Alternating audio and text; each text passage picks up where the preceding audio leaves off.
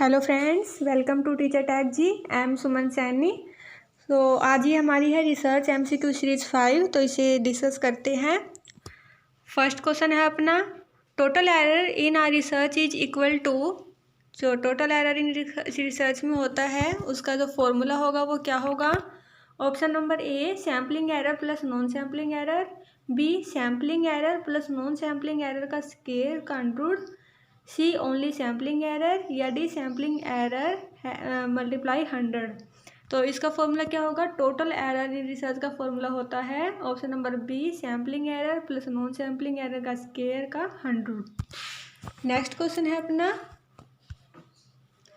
The other name of independent variable for an experimental research is. जो independent variable है उसको और किस नाम से हम उसका बोल सकते हैं। तो ऑप्शन नंबर ए है treatment variable, B experimental variable, C manipulated variable, या D all of the above. तो इंडिपेंडेंट वेरिएबल ये हमने किया था, दो वेरिएबल होते हैं, एक डिपेंडेंट यहाँ पर और एक यहाँ पर इंडिपेंडेंट। तो इंडिपेंडेंट वेरिएबल होता है जिसको हम मैनिपुलेट करते हैं, जिसके ऊपर हम एक्सपेरिमेंट करते हैं और देखते हैं कि इससे इस पर क्या इफ़ेक्ट पड़ता है। तो ट्रीटमेंट भी वेरिएबल भी हम इसको बोल कर सकते हैं, एक्सपेरिमेंटल भी बोल सकते हैं और मैनिपुलेटेड भी बोल सकते हैं। तो ऑप्शन नंबर डी होगा इसका राइट आंसर। नेक्स्ट क्वेश्चन है अपना, the historical research is different from experimental research in the process of. Option number A replication, B the formulation of the hypothesis, C the hypothesis testing, या D all of the above.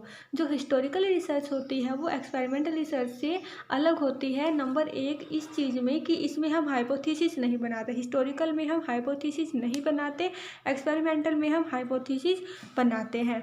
Hypothesis नहीं बताते, testing भी नहीं करते। और replication मतलब इसमें हम किसी चीज़ को भी कुछ भी कॉपी नहीं करते और इसमें एक्सपेरिमेंट में हम कर सकते हैं। सो इन तीनों में ही जो एक्सपेरिमेंटल रिसर्च है वो हिस्टोरिकल से डिफरेंट है। रेप्लिकेशन हम एक्सपेरिमेंटल में करते हैं, हिस्टोरिकल में नहीं। हाइपोथेसिस हम एक्सपेरिमेंटल में करते हैं, हिस्टोरिकल में नहीं करते। टेस्टिंग भी हम एक्सपेरिमेंटल में करते हैं। So all of the above होगा इसका राइट आंसर। नेक्स्ट क्वेश्चन है अपना, 9 years old children are taller than 7 years old ones. It is an example of option number A vertical studies, B cross sectional studies, C case studies, या D experimental studies। तो 9 years old children are taller than 7 years old ones। तो इसमें क्या है, इसमें एक 9 years old children को और एक 7 years old children को, इनको एक साथ स्टडी किया गया है। जब मैंने आपको बताया था जब काफ़ी एक दो या दो से ज़्यादा वेरिएबल को हम एक साथ स्टडी करते हैं तो वो क्या होते हैं, वो होते हैं क्रॉस सेक्शनल स्टडीज़। और जब हम एक ही वेरिएबल को हम टाइम टू टाइम स्टडी करते हैं बार बार तो वो क्या होता है, वो होती है लॉन्गिट्यूडनल स्टडी। तो इसमें दो वेरिएबल को एक साथ स्टडी किया गया है, 9 years ओल्ड चिल्ड्रन को और 7 years ओल्ड चिल्ड्रन को। तो ये होगी अपनी cross sectional study. Option B होगा राइट आंसर। नेक्स्ट क्वेश्चन है अपना, survey study aims at. Survey study का एम होता है option number A knowing fact about the to existing situation, B comparing the present status with the standard norms, C criticising the existing situation, या D identifying the means of improving the existing situation. तो survey study में क्या होता है, सर्वे study में मैंने आपको बताया था जो हम सर्वे करते हैं जैसी जो सिचुएशन होती है एज इट इज़ वैसा ही हम डिस्क्राइब करते हैं। तो knowing fact about the to existing situation को ही हम इसमें इंक्लूड करते हैं। Comparing the present status with the standard norm, जो हमने स्टैंडर्ड बनाया था और जो प्रेजेंट हमने जो देखा है हमने उसको हम कंपेयर करते हैं। क्रिटिसाइजिंग द एग्जिस्टिंग सिचुएशन, जो एग्जिस्टिंग सिचुएशन है उसको क्रिटिसाइजिंग करते हैं। एंड फोर्थ है identifying the means of improving the existing situation. इसमें हम इम्प्रूविंग नहीं करते, इसमें सिर्फ जो जैसी सिचुएशन है उसको सिर्फ हम डिस्क्राइब करते हैं, कोई इम्प्रूविंग इसमें नहीं करते।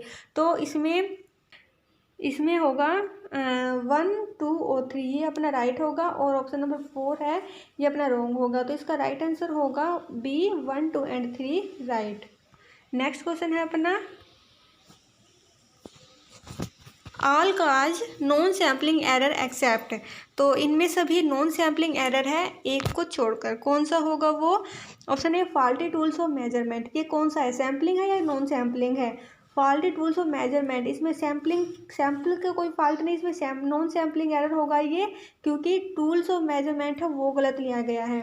इनएडिक्वेट सैंपल, सैंपल इनएडिक्वेट है सो ये सैम्पलिंग एरर है।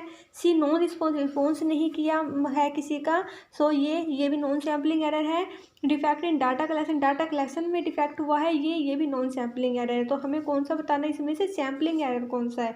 तो जो इनएडिक्वेट सैंपल ये सैम्पलिंग एरर है, बाकी जो है ये नॉन सैम्पलिंग एरर है। So option number B right answer. Next question है अपना, the per capita income of India from 1950 to 1990 is 4 times this study is, तो ये कौन सी स्टडी है? Option A social studies, horizontal study, longitudinal study या factorial study. तो अब इसमें क्या किया गया है, इसमें एक ही वेरिएबल को बार बार स्टडी किया गया है। जैसे वेरिएबल क्या है, इनकम ऑफ इंडिया, इसको 1950 में, 1960 में, 1970 में, 1980 में, 1990 में, मतलब हर बार सिर्फ इनकम ऑफ इंडिया को एक ही वेरिएबल को स्टडी किया गया है। तो ये क्या होगा अपना, जब एक ही वेरिएबल को हम बार बार स्टडी करते हैं तो वो लॉन्गिट्यूडनल स्टडी। तो ऑप्शन नंबर सी होगा अपना राइट आंसर। नेक्स्ट क्वेश्चन है अपना, while writing research report a researcher, option number A must not use the numerical figure in numbers in the beginning of sentence, must arrange it in logical, topical and chronological order, C must compare his result with those of the other studies, या C all of the above. तो writing research report के दौरान जो researcher है उसको किस चीज़ का ध्यान रखना चाहिए, must not use a numerical figure in numbers in the beginning of sentence में न्यूमेरिकल फिगर्स में नंबर्स में कुछ ना लिखे, इसका ध्यान रखना चाहिए, बिल्कुल राइट है। Must arrange in logical, topical और क्रोनोलॉजिकल में अरेंज करना चाहिए उसे अपना सारा डाटा, ये भी बिल्कुल राइट है। Must compare his result with those of other result, जो अदर रिजल्ट है उसके साथ अपने रिजल्ट को कंपेयर करना चाहिए, ये भी बिल्कुल ठीक है। सो ऑप्शन नंबर डी होगा इसका राइट आंसर। नेक्स्ट क्वेश्चन है अपना, फॉर्मुलेशन ऑफ हाइपोथेसिस में नॉट बी नेसेसरी इन, जो हाइपोथेसिस है वो नेसेसरी ज़रूरी नहीं है, कहाँ पर? सर्वे स्टडीज़ में, फैक्ट फाइंडिंग या हिस्टोरिकल स्टडी जिसमें हम फैक्ट फाइंडिंग करते हैं, नॉर्मेटिव स्टडीज़ में या एक्सपेरिमेंटल स्टडीज़ में। तो हमने पीछे भी क्या है, हाइपोथेसिस किस में नहीं बनती, जो हिस्टोरिकल स्टडी है उसमें जो हाइपोथेसिस है वो नहीं बनाई जाती, उसमें हम कुछ भी अज्यूम नहीं करते कि ये रिजल्ट आ सकता है, क्योंकि इसमें जो फैक्ट होता है, हिस्टोरिकल फैक्ट होते हैं उसको स्टडी किया जाता है। तो इसमें हम कुछ अज्यूम नहीं करेंगे, फैक्ट जो होंगे वो ही होंगे, इसमें हम कुछ अज्यूम नहीं करेंगे। सो ऑप्शन नंबर बी होगा इसका राइट आंसर। नेक्स्ट क्वेश्चन है अपना, a researcher select a probability sample of 100 out of the total population it is, जो रिसर्चर है उसने 100 में से प्रोबेबिलिटी के बेस पर, टोटल पॉपुलेशन में से प्रोबेबिलिटी के बेस पर 100 को सिलेक्ट किया है। तो कौन सा सैंपल है ये, cluster sample, A random sample, C stratified sample या डी सिस्टमैटिक सैंपल। तो देखिए क्लस्टर सैंपल नहीं हो सकता है क्योंकि इसमें कोई भी ग्रुप नहीं बनाए हैं। रैंडम सैंपल, ये बिल्कुल रैंडम सैंपल है क्योंकि इसने प्रोबेबिलिटी के बेस पर 100 सिलेक्ट की है। तो ऑप्शन नंबर 20 का राइट आंसर है। इसको भी देते हैं स्ट्रैटिफाइड सैंपल भी नहीं है क्योंकि इसमें भी कोई स्ट्रैटा या कोई ग्रुप नहीं बनाए हैं जी, कोई हेट्रोजीनियस जब पॉपुलेशन होती है तो उसमें ग्रुप बनते हैं, ऐसा इसमें कुछ नहीं है।